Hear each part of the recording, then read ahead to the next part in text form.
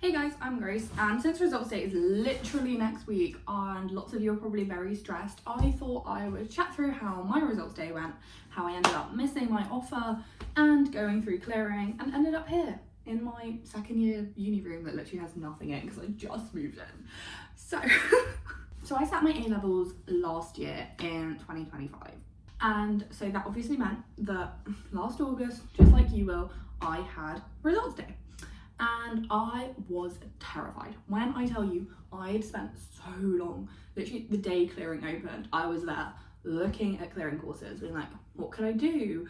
Where are their spaces? And writing down all of the phone numbers. So I applied for a law degree. I applied for actually English and French law at King's College London, Oxford, Queen Mary's, Liverpool and Exeter. And my firm was King's College London and I needed an A-star AA, which is what I've predicted. My insurance was Queen Mary's and I think I needed 3 A's for that. Now, I did not get that offer, so yeah, let's talk through my results day. On results day, I woke up and I decided I did not want my parents to come with me to results day. I just decided that was something I needed to do by myself. So I would advise you, take a think about who you want to be there. If you want your parents there, friends, maybe friends who aren't doing A-levels and don't have their own results day, or even like a sibling or something, or if it's just something you need to do alone. Like, personally, I think I'm quite an independent person, and so some things you just need to do alone, and this was one of them. So I went to results day. Obviously all my friends were there. I say I'm an independent person. My friends were all there because they were also getting their results. But I arrived to school. I was like, I need to go into school to collect my envelope with my results in. Obviously you can log on to UCAS and see whether you got in, but I was like, I was so stressed about missing out on my offer that I was like, I'm going to school and collect my results so that if I don't get in, I can quickly phone up clearing and be like, hey, please let me in, do you have any space? And that's what I ended up needing to do, so good job I did, right? So my school opened 8 o'clock, I can't remember, 9 o'clock, one of the two. And so I got there about 10 minutes early. Me and my friends were like the first people in the queue. And you know who was there when I got there? The BBC. Now, it was like 8 in the morning, guys. I was not wearing any makeup. I didn't care. Like, why would I care? Like, you know. So when the BBC were there, I was just like, can you actually please go away? And obviously they didn't. So I did end up, there's a really awkward clip of me on TV, there it is, which was fun. It was just like added to the stress. So be warned, the BBC might be there. They probably won't, but just in case they are, that adds to the stress, just for fun, you know. I don't know why they needed to be there, but they were. Anyway, I walk in, I go get my envelope, I walk out into the car park and I'm like, I need to open this now. But before I open the envelope, I pull out my phone, go to UCAS and see I have missed my offer. So I, at this point, don't know what my actual grades were, but I know I have not gotten A-star AA that I needed for King's, and I then see my insurance place has also not let me in, but they've offered me an alternative course, which was international relations, I think. I can't quite remember. Then I opened my results and saw that I got 3 B's, which wasn't what I wanted. I did get an A-star in my PQ, by the way, though. My pride and joy. But exams wise, A-levels wise, 3 B's, which not what I wanted at all. Not what I wanted. What I wanted was an A-star AA. So I walked to the Sainsbury's next to my school, bought some ice cream, which was then just melting in my bag. I was bad order to it in. And I pulled up my list of clearing grade numbers and started calling the unis, seeing if they had any spaces for law. And now, even though all of these ones were listed on the UCAS website as having clearing spaces, when I called them, none of them had any spaces. Before I even told them my grades or anything else, none of them had spaces for law. And I went through pretty much every uni that I was interested in applying to, and none of them had any space for law. So I then decided to go home because I'd just been sat in this car park for like an hour by myself, and I was kind of fortunate in the fact lots of my friends also hadn't met their offers, which obviously was not great for any of us. It was terrible actually, but it meant that we were all kind of in it together, and so that was something. So I left my little bench and went home. I knew all of my friends had also been calling clearing, and so I texted them and we decided to meet around one of my best friend's houses in like an hour or two. I went home with my very melted ice cream at this point, and I just kind of sat at home for a minute. Took like a minute to decompress. Like, results day can be very like go go go, and I think just that minute to breathe, sit in my room, feel disappointed, it was needed. Then I went round my best friend's house, and she'd also missed her offer, and so we decided to, we were still calling clearing for her.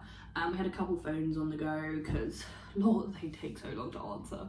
That's the other thing, you're going to be on hold a lot if you have to go through clearing, which not good. But yeah, it was okay. And I had actually been having a lot of second thoughts about doing a law degree. Actually, when I applied, I was so torn between doing law or languages. Hence why I applied for an English and French law degree. Because my French A-level was like genuinely my love. I just loved it so much. That between that and English, like I cannot explain the extent to which I enjoyed English lit at A-level, like genuinely miss it every day. Computer science, hated, but you know, French and English, loved. So I knew that doing a languages degree was always something that I'd considered, and so I started calling up unis that did languages degrees pretty much, and I actually managed to get 5 offers through clearing. So I managed to get an offer from Queen Mary's, which was my insurance choice anyway, Exeter, Liverpool, Manchester, and then Bristol, where I am now. Now, I'd actually visited all of these places, so I knew I didn't like Manchester. I don't know why. I tried to get an offer from them through clearing, but I kind of ruled that off my list because I didn't really enjoy it when I visited on the open day. But I knew I liked all the others, and so it sort of came down to having a look at all of the courses, because I didn't actually know that much about their languages courses, and languages, unlike a lot of other courses, is so varied. It's different, yeah. Every uni sort of does it differently. They offer different languages. Some of them are more language based, some of them are more culture based, some have a mix of both. And so I went through all of the course websites and started thinking about what I wanted to do. Now, the stressful part of this is I had to reject my offer, the stressful part of this is I had to reject my international relations offer from Queen Mary's before I could do any of this. And clearing offers only lasted like 24 hours. So I didn't have long to decide, basically. So I would definitely say have a plan B, but then maybe have a plan C as well, and properly research that. Just do all the research now while you still got plenty of time to think about it.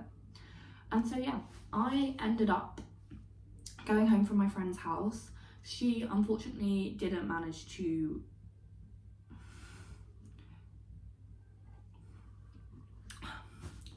I ended up going home from my friend's house. I had a friend who got into her firm choice, one who got into her insurance, one who decided to resit the year, one who decided to take a gap year, another one who got in through clearing. Like, everyone was doing such different things, and I think that's also another big part of results day, is everyone has big reactions and big emotions, but they're in very, very different situations. So you go very quickly from all being in the same situation, having all picked out your firm insurances together, to suddenly being in very different situations. Some of you want to celebrate, some of you do not.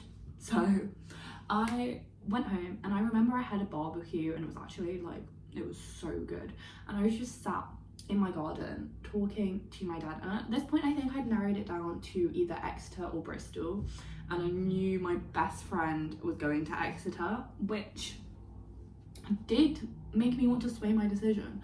And I think my dad kind of sat me down and reminded me how much I liked the Bristol campus and Bristol as a city when I went, because he came with me to the open days, and that was really helpful, because as much as Exeter's a great uni, I don't think it would have fit me as well as Bristol does. And so I think if I'd done research before, I wouldn't have picked Exeter to go through clearing. But I just remember the final choice was Bristol, Exeter, and I was so close to picking Exeter, but maybe not for the best reasons. But you know, Exeter's only an hour away on the train. I see her like once a month. She's always here. She's coming here in like 20 minutes. It's fine. So yeah. Then I had to get accommodation, which, oh my god, Bristol uni, I love you, but oh my god, the accommodation was stressful. So if you go through clearing, the second you have gotten your choice and confirmed your place, start your accommodation search, or start applying for accommodation right then, because I'm pretty sure I did it on the day, but I didn't find out my accommodation until about 5 days before I moved in, and it was pretty much double the budget that I'd put down, which I then had a week till I was moving in and uni started, so that was something. But I ended up having a great first year, and I love my degree, I love Bristol, and I'm super excited to do another 3 years here. Results day now, honestly, just a distant memory. Not a great memory, but it's in the past, and I sort of just try and see it as having given me the opportunity to do the course that I truly wanted to do. And I know that's mean and quite and I know I was in quite a fortunate situation where I had a second course that I also really wanted to do, and I was already sort of having doubts about the course that I'd applied to. But if anyone else is in this situation, that's how I found it. And even if you miss out on doing your dream course or your dream uni, it's going to be terrible on the day, let's face it, but a year later you'll be okay. Even if you have to reset, even if you have to redo it all, it'll be okay. It will all work out, and eventually you'll be there at uni in your undecorated second year room. Look how depressing these white walls are. I literally just brought a sheet and a blanket with me. I have like 2 cups, and I wanted to make a cup of tea, but I don't have a kettle, so I couldn't. But anyway, I will see you soon. I'm gonna make some more videos about my degree, because languages, girls or guys, languages students, you probably know there's like no resources out there because everyone forgets about us. But I love my languages degree, so I will be talking about it more. I also want to make some other videos. I've made some video essays recently. Go check them out. If you are watching this really early and you're a law applicant, I've also made a video about the LNAT recently. So subscribe for uni life, pretty much. Maybe decorating this room, to be honest. And I will see you soon. Thanks for watching. Bye.